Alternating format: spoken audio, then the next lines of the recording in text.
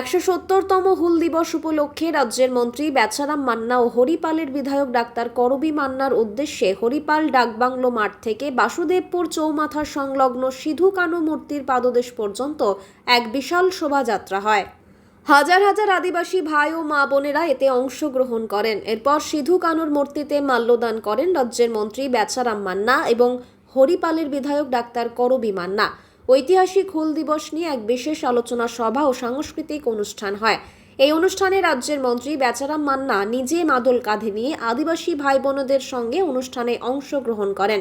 ভিড় চোখে পড়ার মতো ছিল। আদিবাসী মানুষ আজকে উপস্থিত হয়েছেন এবং মূলত রাজ্যের মন্ত্রী বেচারাম মান্নার উদ্যোগে আজকের এই হুল দিবস পালন। কি বলবেন?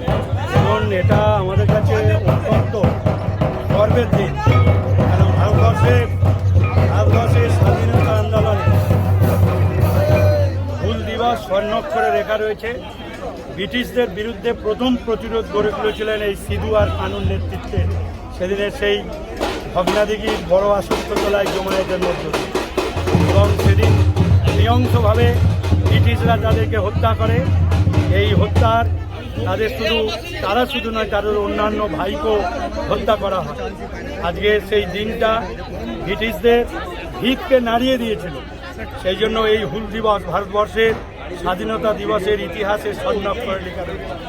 আর এই দিবসটাকে নতুন প্রজন্মের ছেলেমেয়েদের কাছে ছড়িয়ে দেওয়ার জন্য এবং এই দিবসটায় স্মরণ করার জন্য সিধু কানুকে তার পরিবারবর্গ সেদিনকার যারা মারা গিয়েছিলেন তাদের প্রতি শ্রদ্ধা জানানোর জন্য প্রতি বছরই আমরা এই অনুষ্ঠান পালন করি।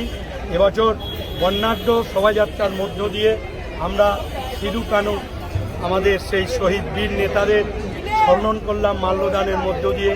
এবং অগণিত আদিবাসী ভাই বোনেরা তারা আজকে উপস্থিত হয়েছিলেন শোভাযাত্রা।